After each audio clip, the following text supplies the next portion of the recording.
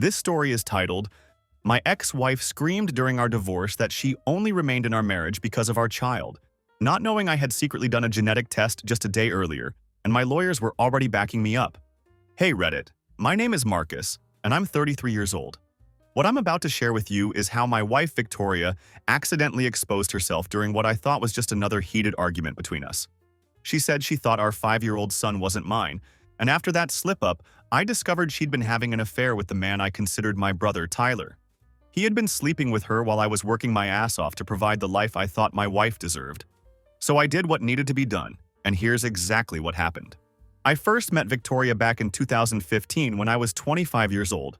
She was 30 at the time, and I was already making solid money as a chemical transport driver. I had even managed to buy my own house at 23, which was something I was pretty proud of.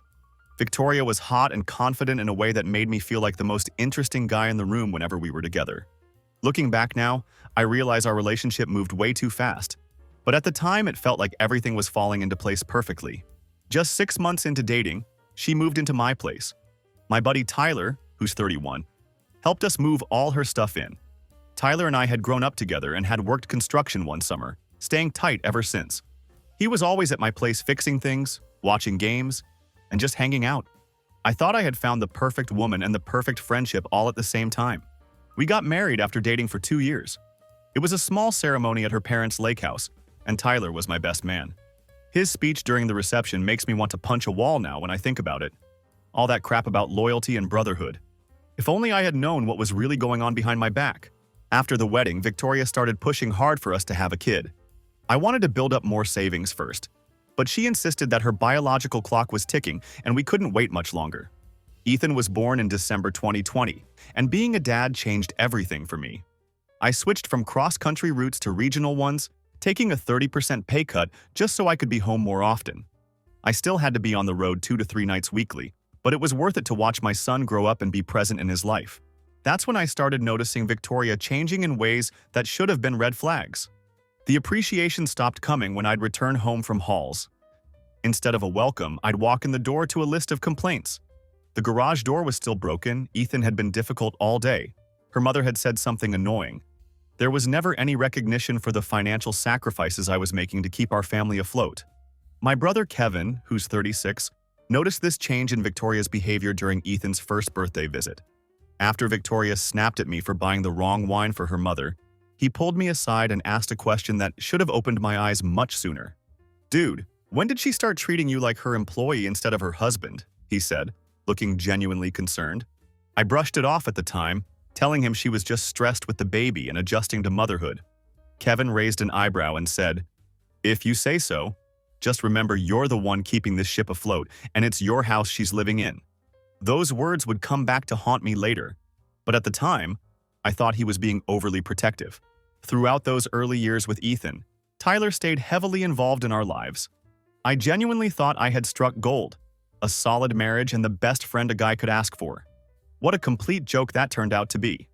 I was so blind to what was happening right under my nose. Things completely imploded when I got home from a particularly brutal 4-day haul that had been an absolute nightmare from start to finish. I'd dealt with mechanical issues, DOT inspection delays, and traffic delays due to a massive highway pileup. I was supposed to be back on Tuesday for Ethan's preschool dinosaur presentation, something I had been looking forward to for weeks. But I didn't make it until Wednesday evening, and I walked through the door exhausted, wanting nothing more than a hot shower. Instead, I walked straight into Hurricane Victoria. "Finally decided to grace us with your presence," she started before I could even set down my bag. "Ethan was looking for you yesterday during his presentation. He kept asking where Daddy was." I tried to explain calmly. "I told you the truck broke down. I called you twice about it." "There's always some excuse," she said, rolling her eyes and tapping on her phone like I was boring her. "You know Brian from my yoga class? His tech job lets him work from home 3 days a week. He never misses his kids' events." That's when I lost my patience. "Yeah, does Brian's job pay for this house? Your Range Rover? Ethan's private preschool?" I shot back. Her response hit me like a slap in the face. "Maybe if you got a real job instead of driving trucks like some high school dropout, you could be home more and make decent money." That comment hit a nerve deeper than she probably realized. I had been taking the most dangerous, high-paying routes for years, saving carefully and investing in our future. all while she worked part-time and spent money like we had unlimited funds. I felt my patience completely evaporate. "Let's get something straight," I said, my voice getting dangerously quiet. "My patience is gone. This house is mine. I bought it before I even met you. I pay for everything while you blow through money like it's nothing. Your friends with their fancy vacations? Most of them are in debt up to their eyeballs or living off daddy's money. We're building wealth while they're building credit card debt. At least they're enjoying their lives," she snapped back. "When's the last time we went anywhere? Did anything fun? All you care about is work." "Someone has to think about our future," I replied. "Ethan's future." That's when she delivered the line that would change everything. "Speaking of Ethan, maybe he deserves a father who's actually present." I felt my jaw clench as anger built up inside me. "If I'm such a disappointment as a father, why did you have a kid with me in the first place?" And that's when she said it, her face twisted with anger. "I only married you because I thought he was yours." The room went completely silent after those words left her mouth. Even Ethan, who had been playing with his dinosaurs in the living room, looked up at us. The weight of what she had just admitted hung in the air like a toxic cloud. "What did you just say?" I asked, my voice dangerously quiet. Her eyes widened as she realized what she had just admitted. The mask had slipped completely and there was no taking those words back. "I didn't mean that," she immediately started backpedaling. "I'm just frustrated and saying stupid things, babe." "Come on, you know I didn't mean it." But I recognized that look on her face. That wasn't just anger talking. There was truth in those words, and we both knew it. This wasn't some heat-of-the-moment outburst. This was something that had been buried deep, and now it was out in the open. "Ethan," I said, keeping my voice steady despite the chaos in my head. "Go play in your room for a bit, buddy. Daddy needs to talk to mommy." After he went upstairs, I turned back to Victoria. "You've got one chance to tell me what the hell that was about." "It was nothing. I was angry." "You know how I get when I'm upset," she said, trying to touch my arm. I stepped back immediately. "I'm going out," I said flatly. "Don't wait up." I drove straight to Kevin's place and told my dispatcher I needed personal days. Kevin took one look at my face when I arrived and knew something was seriously wrong. "She finally showed her true colors?" he asked. "You don't know the half of it," I replied. I didn't go home that night. I crashed at Kevin's place and spent the morning planning my next steps. I wasn't about to confront Victoria without solid proof. If she had been cheating, I needed concrete evidence before she could spin some story and make me look like the paranoid, jealous husband. Kevin told me the first thing I needed was a lawyer before doing anything else. He had been through his own divorce 3 years earlier and learned the hard way that acting without legal advice could completely destroy you in court. He gave me a name, Patricia Goldstein, an attorney who had helped him navigate his split successfully. I called her office that morning and managed to get an emergency consultation that same afternoon. Patricia was in her 50s, direct and no nonsense, exactly what I needed in that moment. I explained everything that had happened, Victoria's slip during our argument, my suspicions about Ethan, everything. She listened carefully and then laid out exactly what we needed to do. "The first thing we need to establish is the paternity test to confirm if you're Ethan's father, because that changes everything," she explained. "Even if Ethan wasn't biologically yours, you'd likely still be considered his legal father after 5 years of parenting him. But knowing the truth will shape our entire strategy moving forward." Next was protecting my finances. The house was yours before the marriage, so it isn't considered marital assets, which is good. But we'll need documentation proving you purchased it before marriage and that you've maintained it primarily with your separate funds. She also advised me to check all our financial accounts thoroughly. I've seen this pattern before. When someone is having an affair, they often start diverting funds to prepare for their exit. Armed with professional legal advice, I began what would become a very careful and methodical investigation. First, I checked our phone records. Victoria and I shared a family plan, so I could see calls and texts on both lines. There was one number that showed up constantly, especially when I was on the road. Hundreds of texts and late-night calls. I recognized it immediately. Tyler. The pattern was crystal clear once I saw it laid out. The communication always ramped up dramatically when I left for a haul, then dropped off completely when I was home. This pattern went back years, and seeing it all documented made my stomach turn. Next, I ordered a paternity test from a reputable company that Patricia recommended and had it sent to Kevin's place so Victoria wouldn't intercept it. While waiting for the test kit to arrive, I continued gathering evidence that would either confirm or destroy my worst fears. I checked our shared iPad, where Victoria sometimes forgot to log out of her accounts. Sure enough, her messenger was still logged in, and I found messages between her and Tyler going back years. Most were casual enough on the surface that they could be explained away, but reading between the lines was painfully easy once you knew what to look for. Can't wait to see you tomorrow.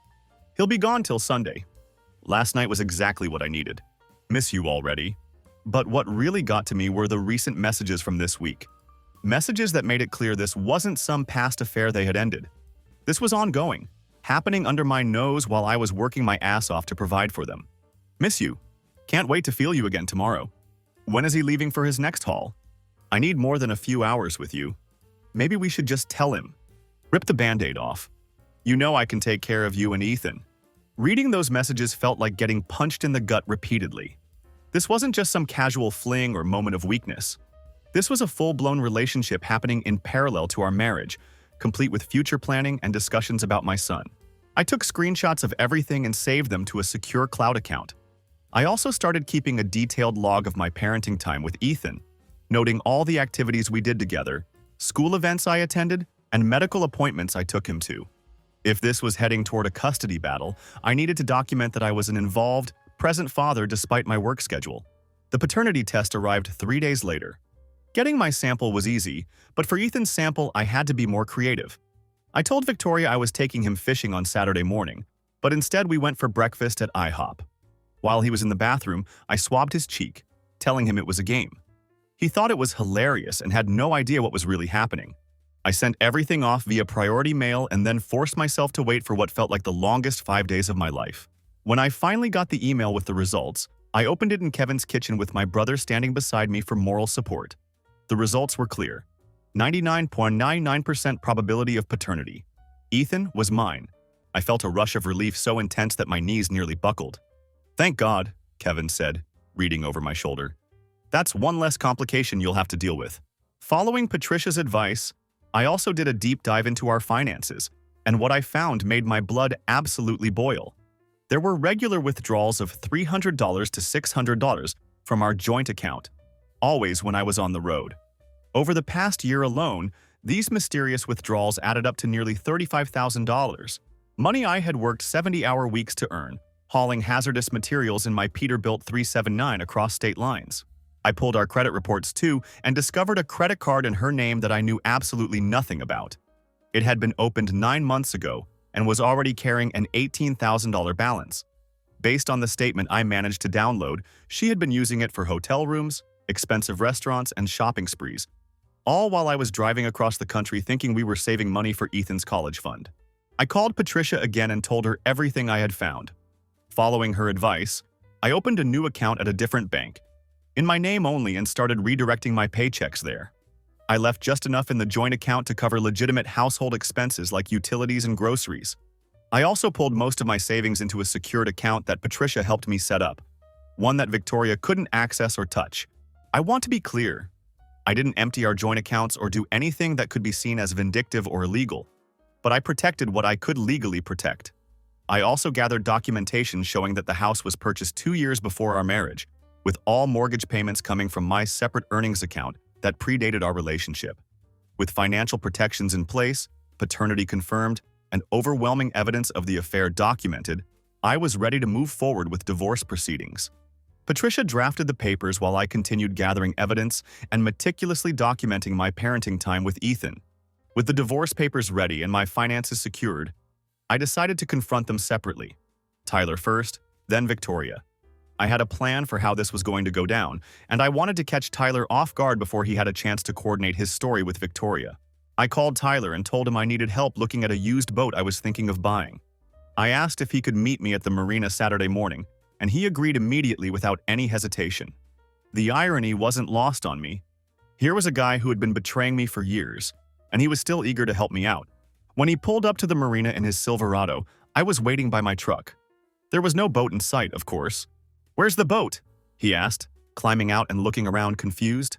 "There's no boat," I said flatly. "Sit down, we need to talk." The color drained from his face, but he sat on the bench beside me. I could see in his expression that he knew exactly what this was about.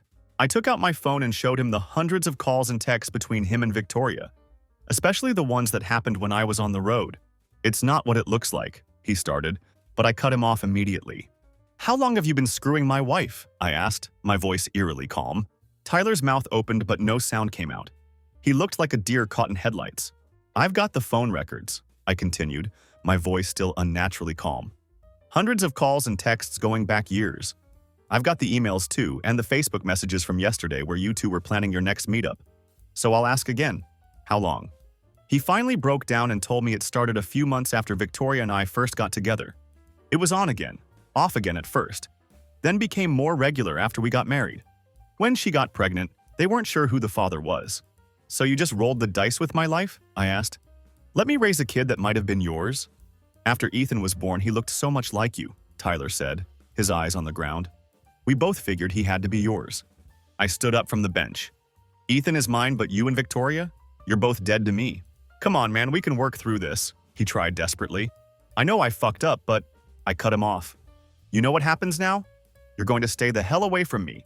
And if you try to contact me again, I'm sending these photos and all the evidence I've gathered to your boss, your parents, and everyone we know. Try explaining to Bill how you've been banging your best friend's wife while he trusted you to run his job sites. Tyler's face went completely white. His boss, Bill, was old school, big on loyalty and family values. The thought of that getting out would destroy his career. You wouldn't, he said weakly. Try me, I replied, walking away without looking back. Next was Victoria. I went home that evening and told her we needed to talk after Ethan was in bed. I spent the afternoon playing with my son, took him to the park, got ice cream, and acted completely normal. I wanted one last good day with him before everything exploded.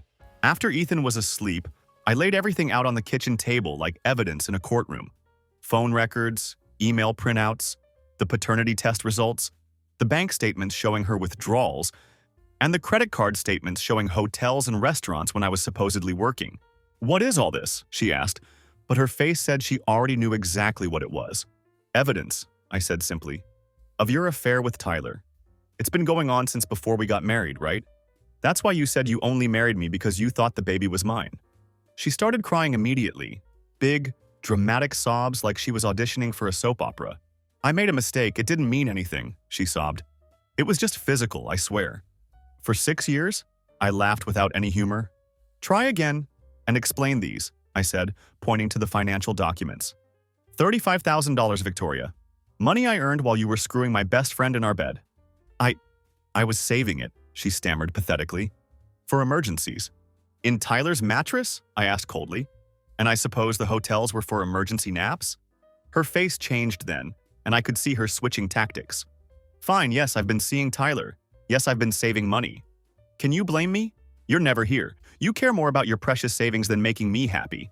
Making you happy wasn't my job, I said. Being a good husband and father was. I held up my end. You've been cheating since month 3. What do you want? She asked, suddenly calculating. More sex? I can do that? A threesome with one of my friends? Just tell me what you want me to do to make you stay. I slid the divorce papers across the table. I want you to sign these. Her eyes widened in shock as she stared at the divorce papers. Divorce? You can't be serious, she said, her voice getting higher. We can work through this. Everyone makes mistakes. A mistake is forgetting to pay a bill, I said coldly. Fucking my best friend for 6 years is a choice. Stealing nearly $35,000 from our family is a choice. Thousands of choices, day after day. What about Ethan? She demanded, trying a different angle. He needs his father. Good news. I am his father, and I'll be staying in his life. You, on the other hand, are about to have a very rude awakening. She switched tactics again, and her voice turned cold and threatening. If you think I'm letting you take my son, you're delusional. Courts always favor the mother. You're gone half the time with your job. You'll be lucky if you get every other weekend. I smiled then, which seemed to unnerve her more than anything else I'd done. We'll see about that. By the way, I continued, I've already moved most of our money to a safe account that your name isn't on. The credit card you've been hiding has been reported as fraudulent, and I've informed my company that you're no longer authorized to access my benefits or insurance information. Her face went completely pale. You can't do that. Already done. Oh, and since the house is legally mine from before our marriage, with documentation to prove it, you'll be the one moving out. I've booked you a room at the Marriott for 2 weeks. Your choice whether Tyler joins you there. I'm not leaving, she shouted. This is my home, too. I slid a folder across the table. Your stuff is packed. It's in the guest room. You can take it now, or I can have it delivered to your parents' house tomorrow. Your choice. You son of a bitch, she hissed. You won't get away with this. I already have, I replied calmly. You did this, Victoria, not me. Every decision you made led to this moment. Sign the papers or we can do this the hard way. Either way, we're done. The next day, I met with Patricia again to formalize our strategy. I brought the recording of my conversation with Victoria, which she reviewed carefully. This confirms the affair and the financial impropriety, she said. Both give us solid grounds for divorce. The financial aspect is particularly helpful. Judges take a very dim view of one spouse secretly diverting marital assets. She explained that in our state, while adultery was grounds for divorce, it typically didn't impact financial settlements unless marital assets were used to fund the affair, which Victoria had clearly done. The recording of her threatening to keep Ethan from you is concerning, Patricia noted, but one emotional outburst isn't enough to deny her significant parenting time. The courts will look at the overall pattern of behavior and each parent's ability to provide a stable environment. She advised me to document everything moving forward. Every interaction with Victoria, every minute I spent with Ethan, every penny I contributed to the household. I followed her advice to the letter and kept all communication with Victoria strictly about Ethan and nothing else. Meanwhile, Victoria had moved to the Marriott, then to her parents' house when the 2 weeks were up. She refused to sign the divorce papers, claiming she needed time to think about it. Patricia assured me this was common and proceeded with filing them anyway. The financial discovery process revealed the total damage. Over the past 2 years, Victoria had diverted nearly $62,000 from our joint accounts, retirement funds, and credit cards she'd opened without my knowledge. There was even a separate account I knew nothing about, funded by cash withdrawals and money Tyler had given her. We used this evidence to file for an emergency financial restraining order, preventing Victoria from accessing any more of our marital assets. The judge granted it immediately upon seeing the documentation. Tyler tried calling a few times, but I blocked his number. He showed up at the house once when I was home. I stepped onto the porch and closed the door behind me. I have nothing to say to you, I said quietly. Get off my property before I call the police. And tell Victoria her settlement offer is coming through my lawyer, not her boyfriend. 2 weeks after the confrontation, with Victoria still refusing to sign, I filed for divorce citing irreconcilable differences, adultery, and financial misconduct. I requested full custody of Ethan with supervised visitation for Victoria until she demonstrated stability. Patricia had advised against immediately seeking full custody, explaining that courts typically start with a presumption of shared parenting unless there was clear evidence one parent was unfit. But with the financial misconduct documentation and evidence that Victoria had been planning to leave with substantial marital assets, we had a stronger case than most divorced fathers typically get. Victoria was served papers at her parents' house. She showed up at my door that evening, tears streaming down her face. "You can't do this to me," she sobbed. "You can't take my son. You can't leave me with nothing after 6 years." "I'm not doing anything to you," I said calmly, making sure my phone was recording in my pocket. "These are the consequences of your actions, and I'm not taking Ethan from you. I'm providing him with a stable home while you figure your life out." "I need money," she said desperately. "My parents are making me pay rent. I have no income, my credit cards are maxed out." "You've got a job," I reminded her. "And you had $60,000 that seems to have disappeared. Not my problem." "You're being cruel," she accused. "This isn't the man I married." "The woman I married didn't exist," I countered. "Just a facade you put on until you got caught. Talk to my lawyer about the settlement offer. It's more than fair considering what you've done." I closed the door on her tears, called Patricia immediately, and sent her the recording. Another piece of evidence showing Victoria's priority was money, not Ethan. The initial custody hearing was absolutely eye-opening. Victoria showed up in full soccer mom mode, conservative dress, natural makeup, hair pulled back neatly. She looked like the perfect picture of maternal devotion, which was clearly a calculated move on her part. Her lawyer tried painting me as an absentee father who was too wrapped up in my trucking job to be present in Ethan's life. They even had a calendar marked with all my away days over the past year, arguing that I was gone almost 40% of the time. It was a solid strategy, and I'll admit it had me worried for a moment. Then, my lawyer countered with my own evidence. We had school records showing that I was the one who most often attended parent-teacher conferences. Medical records proved that I took Ethan to most of his doctor appointments when I wasn't on the road. We presented texts between Victoria and me where she complained about basic parenting tasks and regularly asked when I'd be home to take over childcare duties. We had photos of the father-son fishing trips, pictures of the treehouse I built in the backyard last summer using my DeWalt nailer, and Milwaukee Impact driver, and images from the T-ball games I coached. Plus, we had a letter from my employer confirming that I'd switched to regional routes after Ethan was born specifically to be home more, sacrificing higher-paying long-haul jobs to be a present father. But the knockout punch was the financial evidence. Patricia methodically presented bank statements, withdrawal records, and credit card statements showing how Victoria had systematically diverted family funds while I was working on the road. The judge's expression darkened visibly as he reviewed the documentation, and I could see Victoria's confidence starting to crack. The judge ordered a temporary custody arrangement where Ethan would stay primarily with me, with Victoria having supervised visitation 3 days a week. He also appointed a guardian ad litem to assess what arrangement would be best for Ethan long-term and ordered both of us to take parenting classes. As we left the courtroom, I caught Victoria's stunned expression. She had walked in expecting the judge to automatically side with her because she was the mother. Reality was setting in hard, and it wasn't the reality she had been expecting. That night, her parents called me, pleading to work things out for Ethan's sake. I was polite but firm with them. Her father tried the tough guy act, saying, "You'll regret taking on our family, son." "With all due respect, sir, I already regret taking your daughter into mine," I replied, then hung up. Not 30 minutes later, my phone rang again. This time it was Victoria's mother, Linda. If her father was the intimidator, Linda was the manipulator. She had been undermining me since day one, constantly suggesting that Victoria could have done better than a truck driver. "We welcomed you into our family," she said, like she'd bestowed some great honor on me. "We've been nothing but supportive, and this is how you repay us?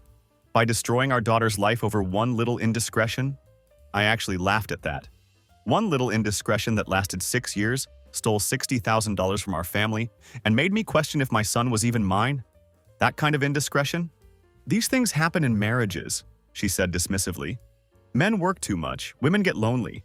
If you were home more, maybe she wouldn't have needed attention elsewhere." And there it was. The victim blaming I'd expected from the woman who raised Victoria to believe nothing was ever her fault. "Let me make something perfectly clear, Linda," I said, keeping my voice steady. "Your daughter's choices are her own, and now she's facing the consequences, just like she should have been taught to do as a child." She gasped. "How dare you question our parenting? Funny, you've been questioning mine since Ethan was born, telling Victoria I was too strict, too lenient, too whatever didn't match your outdated ideas. Well, now a judge and child welfare professional both agree that I'm the more stable parent. How does that feel?" "You've changed," she finally said. "You used to be such a nice young man." "No, Linda, I just stopped tolerating bullshit. Have a nice evening." The next few months were like a chess match. Victoria tried everything she could think of.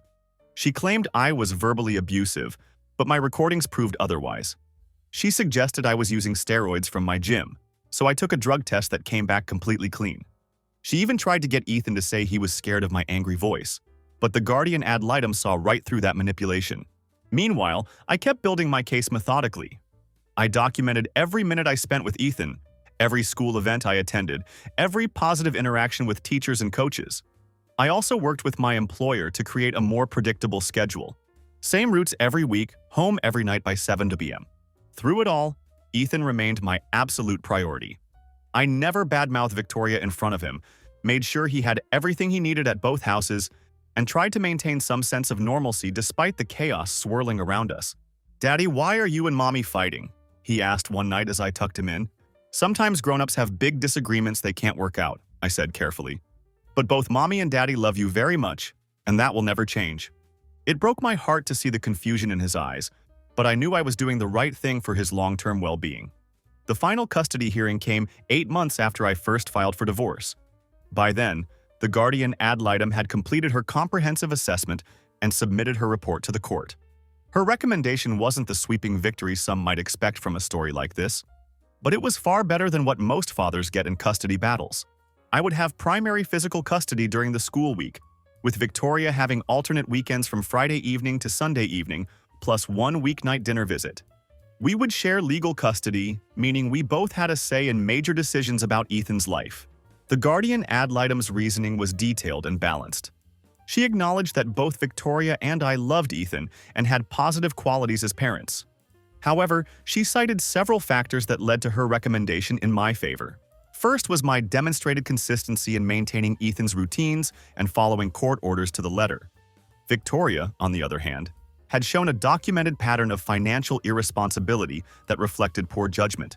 The gal had also confirmed Victoria's continued relationship with Tyler during the divorce proceedings through her own investigation, which showed a lack of focus on what was best for Ethan. The stability of my housing and work situation compared to Victoria's more chaotic circumstances also played a major role. She had moved twice during the proceedings, while I provided continuity by remaining in our family home. The fact that I owned the house prior to our marriage meant Ethan could stay in the same environment he'd always known. When the judge announced his ruling, largely adopting the gal's recommendation, Victoria couldn't maintain her composed facade any longer. "This is completely unfair," she exclaimed, rising from her seat. "I'm his mother." The judge's gavel came down hard. "Ms. Mitchell, control yourself or I'll hold you in contempt." She struggled visibly to compose herself while her lawyer whispered urgently in her ear, trying to get her to sit down and stay quiet. As for the financial settlement, it was straightforward given our state's laws and the evidence of Victoria's financial misconduct. The house remained entirely mine as premarital property. Retirement accounts were divided 50-50 for the portion accumulated during our marriage. My separate investment account remained mine since it predated the marriage. Most importantly, the judge ordered Victoria to repay the $62,000 she had diverted from our joint accounts, either as a lump sum or by forfeiting her share of other marital assets. Child support was calculated according to the state's standard formula, taking into account the custody arrangement and our respective incomes. Since I had primary custody and made more money, the formula actually showed Victoria owing me a small amount of child support, something that made her lawyer visibly uncomfortable when reviewing the calculations. Life after the divorce wasn't the dramatic explosion some might expect. The real story was Victoria's slow, painful collision with reality. Her first major setback came just 2 weeks after the final hearing when she lost her job at the dental office. She had been repeatedly showing up late, missing shifts, and snapping at patients. The final straw was when she had a meltdown in front of customers. Meanwhile, Tyler had moved on, literally. He transferred to his company's Atlanta office, apparently deciding that a fresh start was better than facing the fallout from our confrontation and the destruction of our friendship. Without her job or Tyler's financial support, Victoria quickly ran through what little money she had left. Her parents, for all their talk about family first, grew tired of supporting her after 3 months. They helped her get a studio apartment but made it clear she needed to stand on her own 2 feet. The first signs of her desperation came about 4 months after the divorce was finalized. I got a text one Tuesday night. "Can we talk about Ethan and us?" I didn't respond. The custody agreement was crystal clear. All communication was to be about Ethan only, and it needed to go through the co-parenting app the court had mandated. The texts continued over the next few weeks, with her missing him, claiming she'd changed and wanting to meet up to talk. I documented each text, forwarded them to Patricia, and replied only to those specifically about Ethan's schedule or needs. Then came the day Victoria showed up at my house unannounced. It was a Wednesday evening, not her scheduled time with Ethan. I opened the door to find her standing there, clearly having spent considerable time on her appearance. Her hair was done, makeup was perfect, and she was wearing a dress I recognized, one I'd bought her for our anniversary 2 years ago. "What are you doing here?" I asked, keeping the door mostly closed. "I wanted to talk about us, about our family," she said, trying to look vulnerable and appealing. "There is no us, and any discussion about Ethan needs to happen through the co-parenting app or with our lawyers present."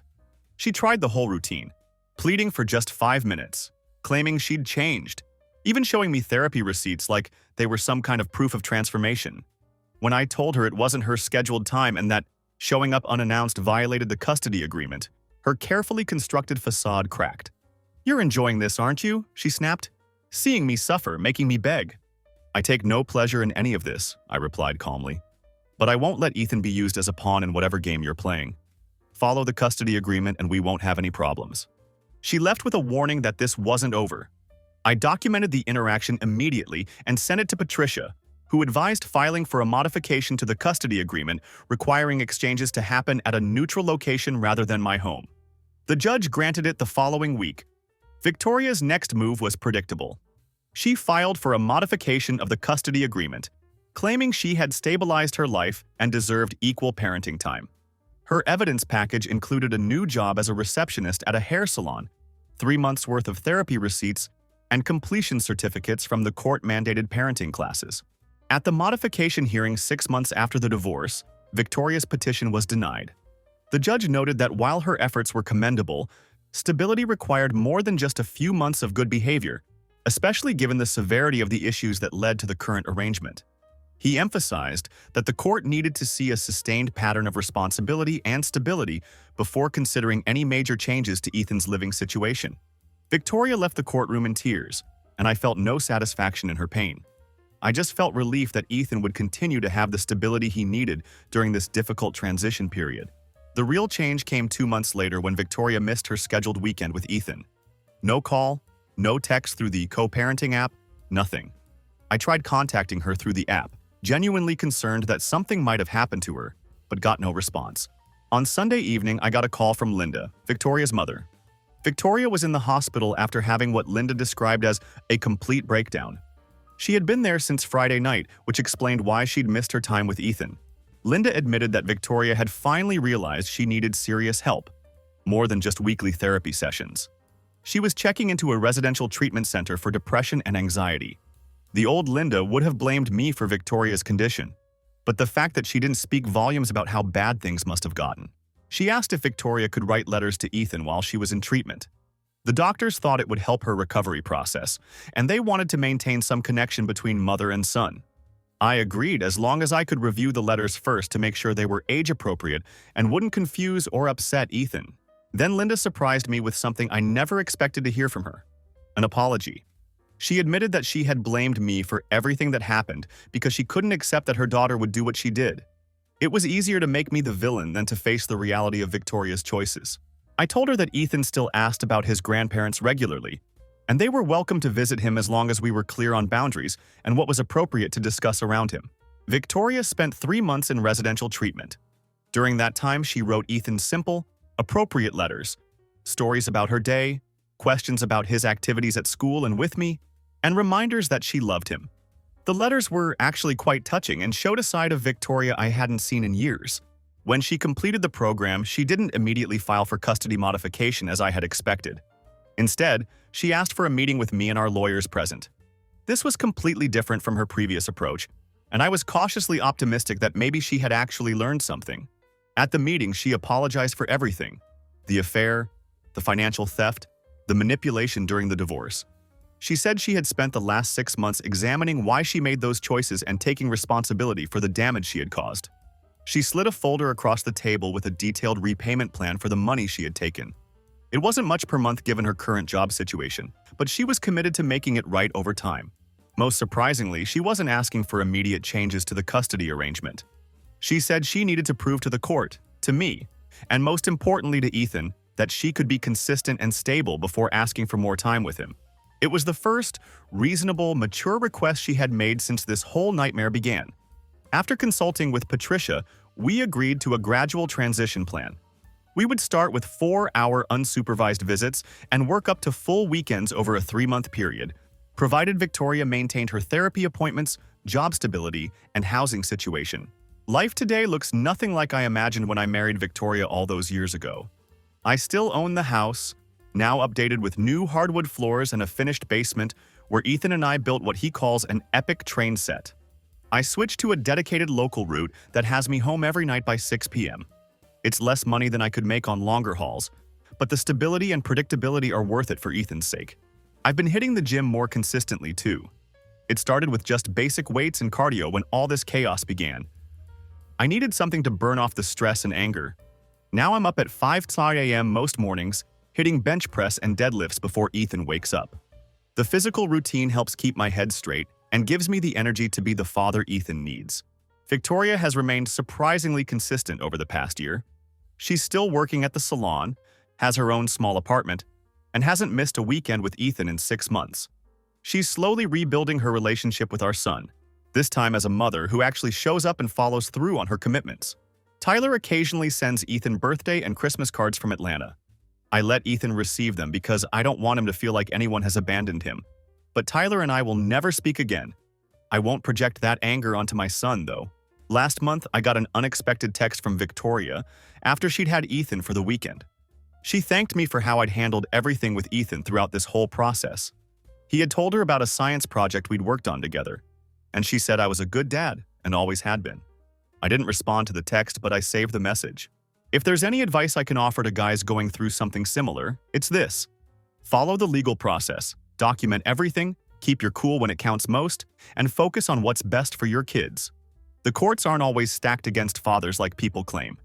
If you show up, stay involved, follow court orders, and put your children first, judges will notice and respect that.